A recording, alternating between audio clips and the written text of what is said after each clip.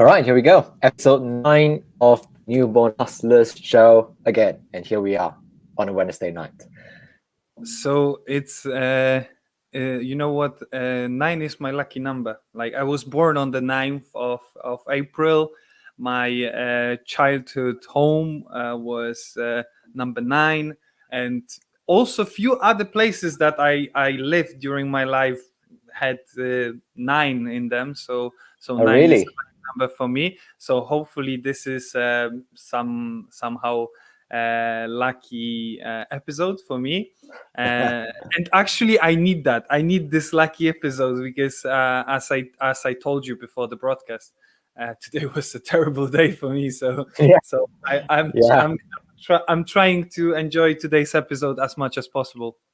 I'm sure we will, right? Because we are here to share some of our stuff. And you know what? One day we'll talk about terrible days, etc. Because that is part of the journey, isn't it? It's not all rose and unicorn and stuff. It's gonna be there's gonna be some days that are really bad, isn't it? So we can have another episode to talk about those things specifically, aren't we?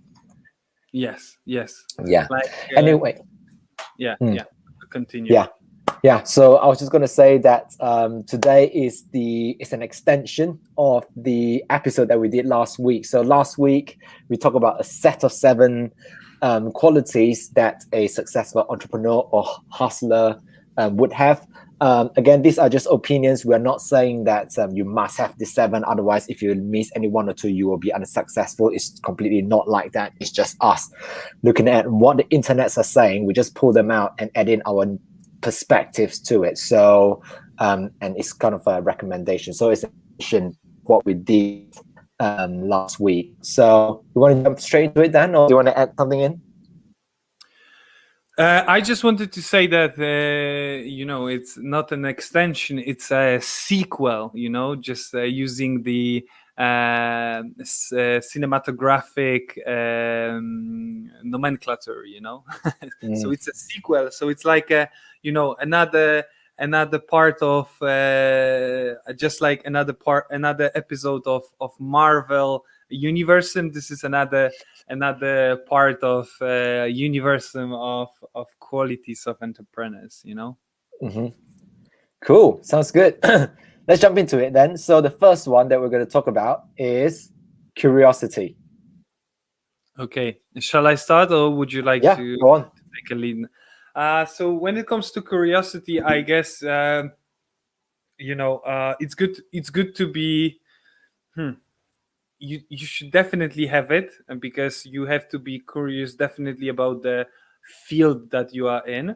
But also, if you want to be like serial entrepreneur, curiosity is even more important, because you want to be curious about other stuff as well. Those serial entrepreneurs, those really good entrepreneurs in the world, they've done many different things.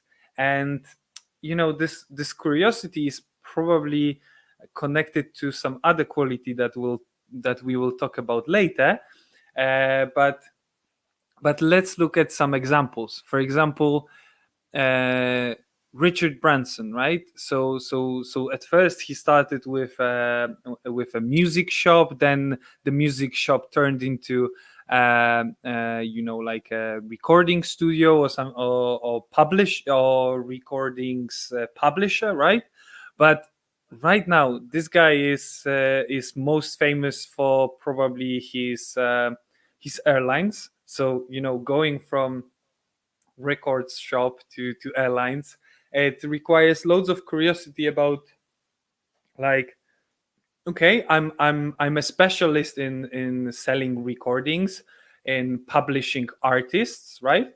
But I'm very curious what I can do with my abilities when it comes to the airline industry, how I can disrupt it, right?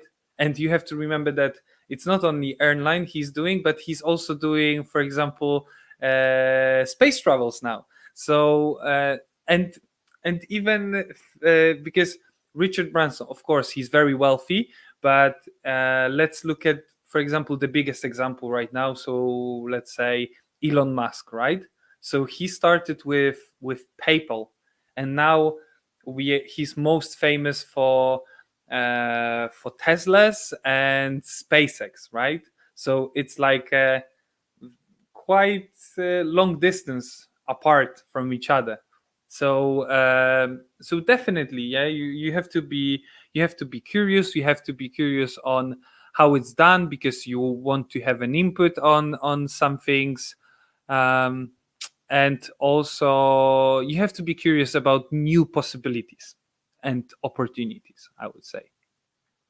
Completely. Yeah. When I think of curiosity, I think, if I see curiosity this way. It's almost like people always would say, like, oh, say for example, like the idea of starting a new business or a new venture is always like very interesting to people. It's like, I want to do it, but I don't have an idea, but I don't know what to do, but I don't know, etc., etc. And I think that is because we just lack curiosity. That's why we have those sort of questions like, oh, I don't know about this, because the thing is, you do know what an idea could be. It's just that before you get curious about it, your thoughts and your being and the program thing that goes into your head has already destroyed that idea before you even get the chance to be curious and explore it. So, the example that I always tell myself is that if you look at a lot of successful entrepreneurs and hustlers, what they do in terms of curiosity is that they really pay attention to things that are going on in their life. So for example, if there's people who started Airbnb, they did it because they couldn't find a place, and they just thought, you know what, we've got a spare room, why don't we rent it out, and we just let's just have a air bed in there, and also we include breakfast. That's how Airbnb comes from. They don't go, oh, but that's a stupid idea, no one's going to try it, etc. So it's like they are just curious and just go, you know what, why don't we just try it out? And the same as Uber, right? I think it was two guys in France, they couldn't get like a taxi or something, and it's like, wouldn't it be great if there's an app that we can just like download and we can find cars around us that can bring us from point A to point B? So from those two examples, my point about curiosity is that maybe we can just pay a bit more attention to what is it going on in our life that we think it's wrong or it's not right or it can be done better. So for example, like in my case, I wanted to do like coaching, but I don't want to do any type of coaching. I want to do coaching for people in their 20s only. And also, I don't like that coaching are so expensive. Like, I don't get it. Like, why is it so expensive? Why do people have to pay so much money to get access to such valuable information? So I thought, what if I make it very accessible, financially accessible, but also make it so valuable that people in the 20s can learn from? That's where the idea comes from. I don't wake up one day thinking, oh, there's that idea. It's like being curious, what doesn't quite sit well with you, what doesn't work for you, because guess what? The thing that doesn't work for you, there's also someone else experiencing the same thing. And all you have to do is to build that thing up to attract the people who are kind of like you. And that's where you grow a business. So that's my view on curiosity. Actually, curiosity can fuel, or maybe not fuel, but to some extent replace lack of confidence. So if you are not confident about certain actions, you can, if you are very curious, you will just be like, okay, I'm not so confident, but I'm really curious what will happen if I do this. I'm not confident about this particular action, but what will happen if I do this? And this curiosity might push you through the barrier of your lack of confidence. That's how I see it to some extent as well. Cool. And this leads to our sort of like a second value that we have. I know you mentioned earlier that curiosity may lead into another one, and I think it links very nicely to open-mindedness. So I'll let you start, Dan. Like, we are talking about curiosity, then we're talking about open-mindedness. I think the first thing is, how are they different, and in what way are they different from your perspective? So open-minded is so curiosity is more about you having your inner drive to explore. So like some ideas popping up, and you are just curious like how it will work out, right? And with open-minded, how I see it is more of like, in your on your entrepreneurial journey, there will be people coming your way and offering you different things, like hey Dan, let's do a podcast together on how it is to be a newborn hustler, right? So and being open-minded, taking an open-minded stance would be like, yeah, why not, like I'm open to it. But of course there is some danger in being open-minded, because if everyone will be coming to you with offers to collaborate, to do business together, then you will run out of your time, or you will just start projects with someone else that you are not fitted for. I had a situation like that. Mm. I was very open-minded. I was talking with some guys like a year ago, and they wanted me to join them for like quite promising project, uh, but they were hyped about this project, and I wasn't. So at first I was like, oh yeah, maybe we'll work together or not. But then I asked myself, am I really excited about this project? And I said, no, I'm not that excited about this project. And if you are not that excited about this project, then don't take it, because then you will not work hard enough for this project. Mm. No, that's a very good point. Actually, your interestingly, your way of seeing this is the same as mine. So my way of seeing it is curiosity is almost like inside out. It's like I'm curious about this thing outside, so you go out to explore options. But open-mindedness is the outside in. It's all the opportunities outside that comes to you, and it's, do you have the open-mindedness to go, is this a possibility for me? So instead of exploring outwards, you start exploring inwards. It's like, like you said, is this thing going to, am I really going to benefit from this thing? Am I really going to get something out of it? Am I going to be excited about it? Am I going to, earn some money off of it? Am I going to generate more traffic, more value, more revenue, all those things, right? And I think the pitfall is that open-mindedness is not asking you to say yes to everything. If anything, it's almost like the opposite. It's like you need to learn which ones to say no to, because otherwise you will spread yourself too thin, and before you know it, you won't be spending enough time and energy and effort on the thing that you want to do. And a lesson that I've been learning recently is that, because I think I fell into this previously, I was just like, what, every opportunity I have, I'm just going to go do it. But then I realized that, I'm going to bed really late. I've got so many things to do. I was like, what am I doing? And then I heard this like a video saying that you have to learn to keep the main thing, because otherwise there can be so many other things that distract you from the main thing. And then you look back and you go, hang on a second, I was going to do this, but what happened? Like all these things clouded in between. So yeah, my stance is the same as you, which is open-minded, is like exploring inside to see what do you actually want. Is this project going to give you what you want? So it's interesting that we are looking at it on the same perspective. Yeah, but I also wanted to say just one small build up on what I just said previously and what you just said. Being open-minded is also important when it comes to what I said in previous episodes. So being good team leader, because you need to be open-minded. You need to listen to your team members, right? You cannot be like, I don't know, anyone. Let's say that there is this like the weak performer in your team, right? And this person is coming to you with new idea, and you reject it straight away because in the past this person showed some poor performance, right? But no, you need to be open-minded every time. to what they say. You can reject those ideas, but you have to take open-minded stance at first, right?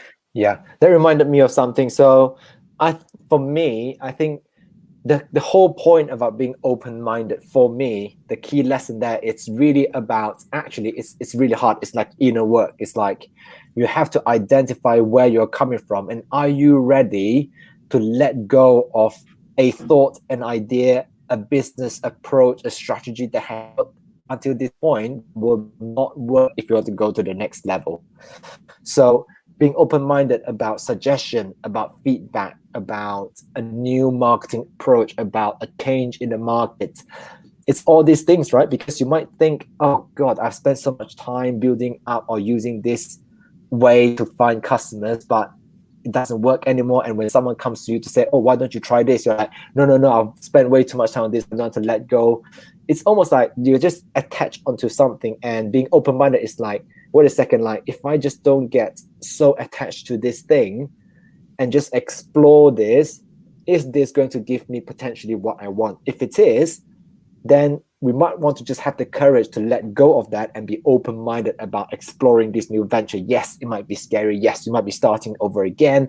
But for me, open-mindedness, it's at the end of the day, it's about, am I willing to let go of certain thoughts and behaviors and actions and structures that I have really spent time building up, but it no longer serves me, and I just have to say goodbye and just build something new. So that's my stance with it. Third one that we're going to talk about is, I quite like this one. This is adaptability and versatility. Very tricky words, but it's basically talking about how adaptable can you be in various situations. So you want to kick off? I guess the last year showed us a lot about adaptability, I cannot pronounce this word. Never I know, mind. it's super tricky, right? Adaptability, because many businesses had to adapt to new reality, to the reality of pandemia, and also after everyone will be vaccinated and stuff like that, we are not going back to normal. Like I think there will be changes in the society that will be irreversible after pandemia. So that's the big test for any entrepreneur, and only those who will adapt to new reality will survive. And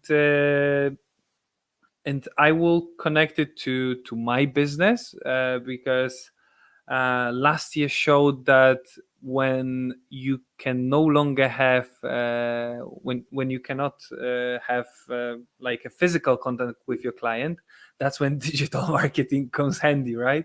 So I think that loads of companies understood that, and they will adapt to that, and they will start investing in digital marketing. And also businesses, entrepreneurs will have to adapt to a hybrid, flexible system of working. So working physically at the office and working remotely. Like it will be more and more common. There will be more and more businesses where everyone is remote. Like, for example, since I started my business, I was dreaming of having an office, having great team, meeting with a team and stuff like that. But I understood lately that as long as I will be able to manage my business remotely, I will keep it like that. Of course, this is my office right now, right? But I have a plan to find myself like office away from home, but I will not force my employees to work with me in that office. If they want to work from home, if they are from different city, they don't want to move to Gdańsk, that's fine. As long as they will be delivering results, I have no problem with them working remotely. Mm-hmm. Yeah, that's cool. My just following on what you just said, One interesting thing that I heard recently about how the future of customer interaction is going to be like, it's not completely physical, it's not quite completely digital as well. It's kind of somewhere in between, and then people call it phygital. It's almost like, yeah, I know it's interesting. It's almost like you have, because not everyone is talking about like digital experience, digital this, digital that, which is true, by the way. Like I think to some extent it's true, but we also know that there is an element of physical interactivity that is always helpful that you cannot transmit, say for example via a camera, via there's just a human interaction that you cannot transmit through a camera, you know. So for example, I've been to like real life events where you get to meet people, where you get to do lots of things, and it's great, right? Like people are in the same room, there's a vibe to it. It's like physical experience is great. Because of the pandemic, then a lot of things go digital, right? There are digital events, etc. And I've attended a few digital events, but it's just not quite the same. Like the amount of takeout you get, it's just not the same. So going forward, it's almost like, how do you find a balance between both of them, which is how do you get people an experience so well that they feel almost they're physically there, but it might be delivered in a digital way. Or it could be that customer go through a digital journey first when they interact with you. It might be a website, it might be a funnel, it might be a whatever, but at what point do you introduce an element of physicality to it? So do you send a gift to a customer so that they can touch it, they can feel it, they can smell it, they can taste it, you know? So then there is then elements of like a physical interactivity going on there. So I think that's a very interesting concept. And again, I think probably most of the people here or are listening to this know that being able to adapt is important. But the question that I ask myself as well sometimes is, I know that this is important, but why am I not doing it? And to me, it's almost going back to the same thing of what I just mentioned, your open-mindedness, which is because I wasn't willing to let go of something that requires me to change, because I need to change myself. I need to change the way that I see things. I need to give up on things I've spent so much time, money, and effort to build up on. And I need to let go of that in order to adapt to this new reality or this new circumstance, new situation, or new way of doing things. And whenever there's change, people just don't like it, you know, unless they can see the end of it, and then there's someone there to support them along that journey, to help them see that vision, to help them see this is where we're going, and then the adaptability can come in. Like I'm sure that all the successful entrepreneurs, they will tell you that because I can see the vision, that's why if I have to change something here to get there, I will, because my end destination is there. I'm not focusing on this, I'm focusing on that. Okay, so can you hear me well? I can hear you. Yes, I can hear you. Because I saw some notification on my screen that my mic might be off. But yeah, as you said, like we have to be very careful with to find a just like with being curious and open-minded, you need to find a balance with being like goal-oriented and being adaptable. Completely. Okay, number 4. This is a good one. Self-discipline. Oh yeah. Yeah. Like let's go. Self-discipline is very important when it comes to boring tasks, because being an entrepreneur is not only doing exciting stuff. It's not for example, I guess exciting stuff are creative, exciting stuff are counting money that we earned this month, exciting stuff are conceptualizing something, exciting stuff is, for example, celebrating victory with your team. But you will also have loads of boring stuff like paperworks, sales. Sales is boring and exciting. Like there are some tasks in sales process that are very boring, very repetitive. You don't want to do it, but you have to be consistent. And to be consistent, you have to have self-discipline. You have to force yourself to this self-discipline. Just like we have self-discipline, for example, for showing up every Wednesday and recording this podcast. That's self-discipline. My self-discipline also includes waking up every day at 6, except for today because last night I watched Champions League with the boys and we just had a few drinks. But normally waking up 6 a.m. every day, and going to my workout at 7. Self-discipline is like, of course, taking care of yourself, like in terms of physical and mental side, right? Because first you need to take care of your physical, then mental. And also when it comes to taking care of your mental and physical, I find it easier to learn self-discipline in this area. And if you learn self-discipline in this area, then you can transfer this learning ability into business area.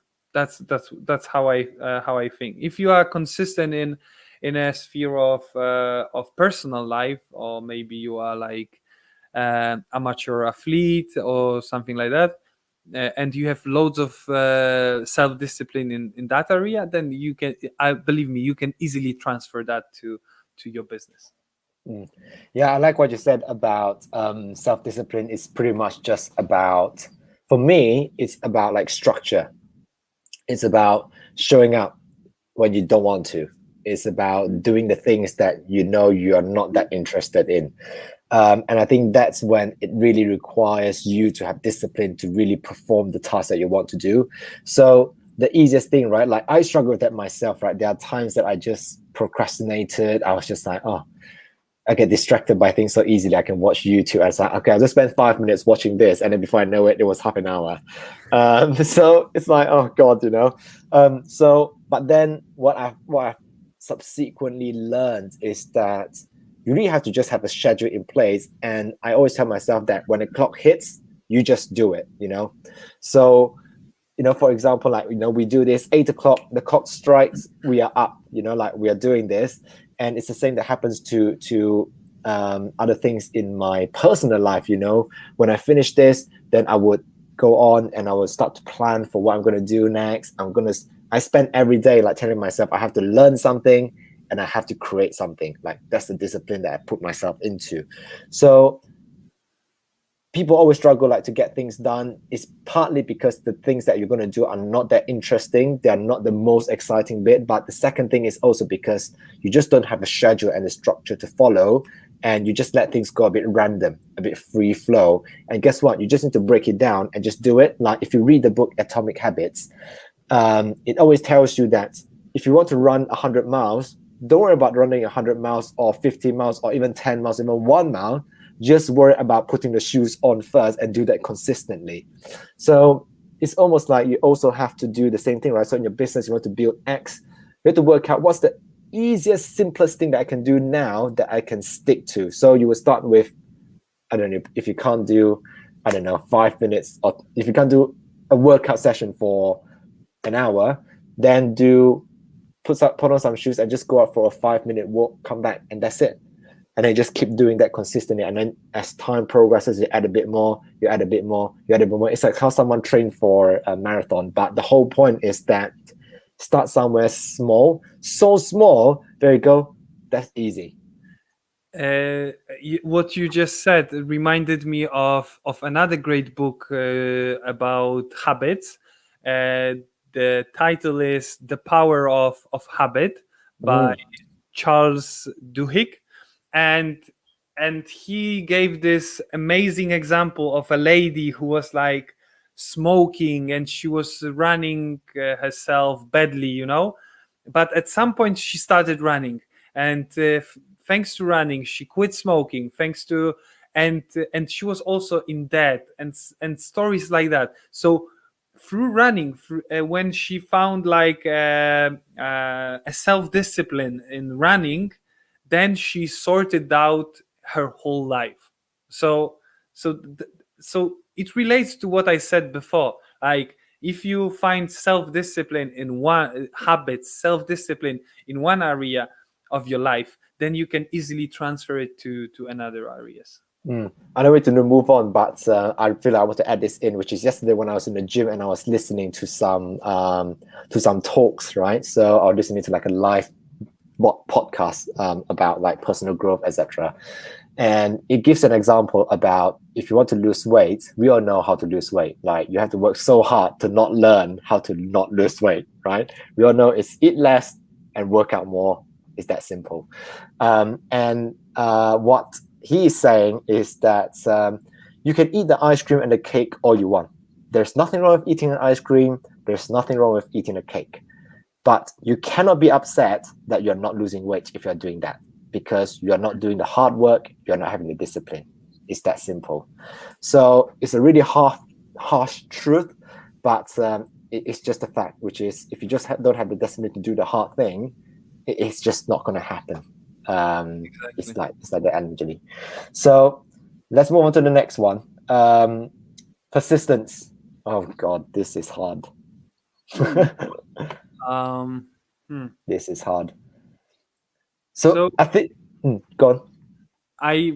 It's more or less the same as being consistent, right? So also relates to and I think that this word, okay, we are not natives, but how I see this word is like a combination of being consistent and determined. So pushing so hard that you will eventually break the wall.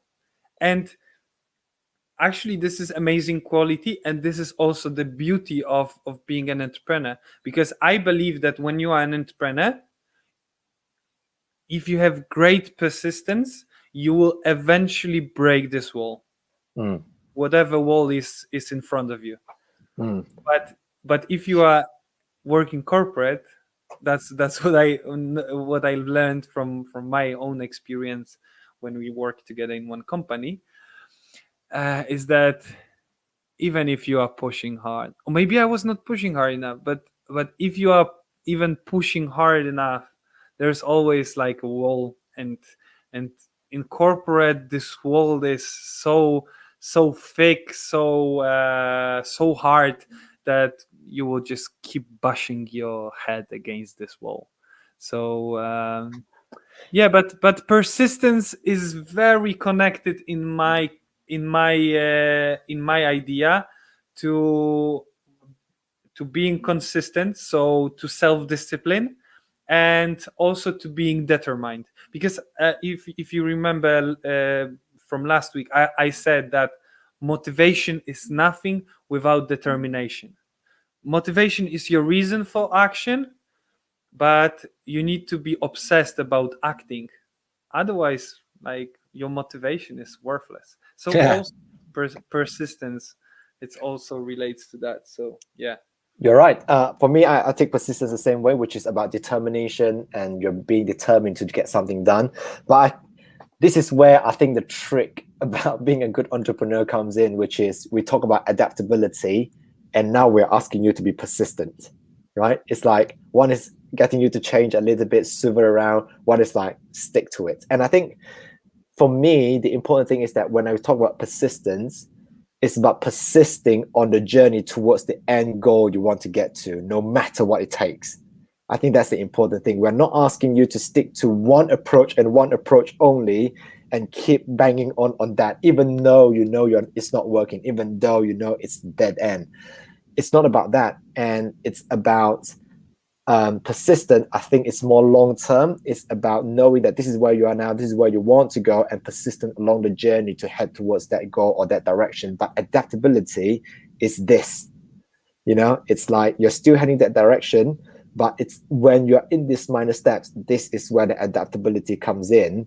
But the persistence is what brings you from one end to the other, no matter what the roadblocks are in between. I think that's a key differentiation. I personally don't think that it's about asking you to stay into one approach, like keep doing that, like I'm being persistent, I'm being determined, this is what I've been taught. No, because there will be strategies that work at that one time, and then times may change, circumstances may change. You might need new strategies, new approach. But it's about persistent on the journey to get to the end direction, to building what you want to build, the vision. But the adaptability is the things that goes in between to help you get there. Yeah, definitely. Next one. Oh, this is a great one. I think we started with this in the beginning of the show. A bit like start with why this is about good entrepreneurs and hustlers have to have passion in what they're doing. Yeah, definitely. Passion is important, but sometimes you have to also realize when, you know what? I have this book at hand, so I'm reading this book lately. It's Polish author's book, and they were talking about passion, about turning your hobby into your business, right? And they said that okay, it's amazing approach, but very often there are situations when people are not capable of turning their hobby into passion. So, for example, right now I am not capable to turn my hobby of sports or cars into business. Maybe one day I will. Maybe one day I will think like, okay, I will open my own gym and my real hustlers gym, or maybe one day I will open my own car rental, real hustlers cars, whatever. But right now I don't have means, I don't have skills, I don't have connections to make that happen. But I have means, I have skills, I have resources to make digital marketing my business, which is not my primary passion, but I'm quite passionate about it. Passion, but as I said earlier, I'm the most passionate about building a business, and that's what keeps me pushing. That's what keeps me persistent in my entrepreneurial journey. This passion for building a business, because I said it earlier on our show, not today, but in one of the previous episodes, that my vision for me for the future is that I will build many businesses eventually. That I'm just curious, I'm just passionate about building businesses, and that's what I'm gonna do in my whole entrepreneurial career. What I want to add here is that there's no doubt like passion is very important when it comes to building a business or whatever, because it's the fuel that you have. It's like a car needs fuel to move, right? Passion is your fuel, it's your energy, it's what gets you going. And I think, I've been thinking about this a lot. Like people always ask, like, I don't know what is my passion, how do I know this is my passion, etc. And my personal observation is that that this thing is a passion when you talk about it, when you share with people, when you think about it, when you visualize it, like close your eyes and just like visualize it and just see it, it gives you energy. That's the way that I see it as passion. Like I'm sure that if people are watching this now, they can feel us, and this is the way that we exert our passion, because you can feel the energy. But for me, it's like now that I'm talking about this, like I can feel I'm taking out of something here. I can feel the energy inside me moving. And I know that this is a passion that I feel passionate about talking about, So I think that's a good way to differentiate it. But the thing is, you have to let the intuition come in. You can't just say, keep like questioning yourself, like doubting yourself, being too logical. It's just like, just listen, pay attention to how your body reacts when you talk about certain things. It's your passion might be when you go to the zoo, you get so excited. You're just like, oh my God, I just love animals and stuff like that. Maybe that's just one thing that you can look into. I talked about singing in the past, like I might not be a singer at all, like professional singer one day, but doing that as a hobby, going to lessons, etc., like gives me the energy, and that is a passion of mine. So I think that's a good way of differentiating it, which is it's not just about the thing that you put out there. It's when you do this thing, does it feed you inside and give you the fuel to move forward? And I think that's a good way of measuring whether you have passion in something or not. Yeah, and also like I wanted to say something about fishing, for example. Fishing is not my passion, but I believe that for some people it's a passion. So someone likes to just likes go fishing, right? But it doesn't mean that this person will make money out of it, because maybe they are not that good in fishing, so they will not become some, master of fishing, like a champion of fishing in the world. But also maybe not. Of course, then you will say that okay, they can become fishing influencers, but maybe they are not that passionate about posting things in social media about fishing, right? So maybe they are passionate about certain activity, but they are not. They might not be passionate about activities that might be, leveraged for them to make money out of this passion, if you know what I mean. Yeah, completely. So passion is important, but also passion is not always as people think. It will not put money on your put food on your table. It's not always like that. Not unless you do something about it. Yeah. Right. Last one on our list: strong work ethic. I believe it's again connected to being determined, to being persistent. It's you know what, uh, hmm, I have quite strong work ethic, and I didn't know about it until 3 years ago when I heard it from someone at the company that we work together. I heard it from my manager, and I was positively surprised. And you know why? Because uh, this is this is very connected to the Instagram TV video that I posted last week. False beliefs, and I was feeded my whole life with false belief that I'm the lazy one. I've always heard from my parents, from my grandparents, that I'm the lazy one and my brother is the hardworking one. But and I believed that. And until 3 years ago, I've learned that I have strong work ethic, and this strong work ethic, it's about you being able to work until very late because you have something important to do. It's about you not on, of course, done is better than perfect, but still you need to put at least minimum quality in what you are doing.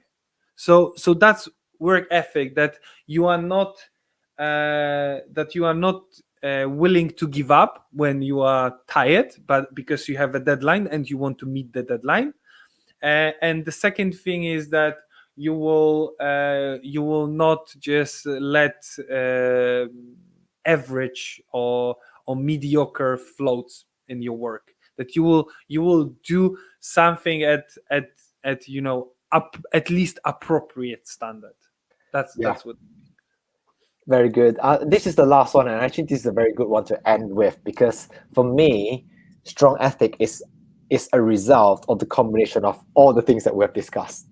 You know, it's almost like because you have the passion, because you have the persistence to get things done, because you're adaptable and you know that you have to try things out.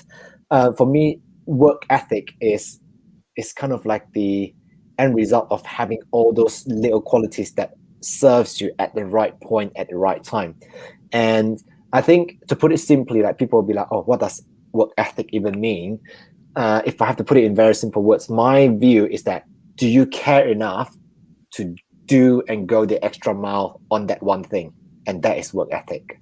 Like, because if you don't, it's fine, no one's going to say nothing about it, but you just don't have the work ethic to get it done. If it's something that really matters to you and that you really care, then you would get it done, even if it means working late, even if it means waking up early, even if it means you have to do like 100 hours a week or whatever.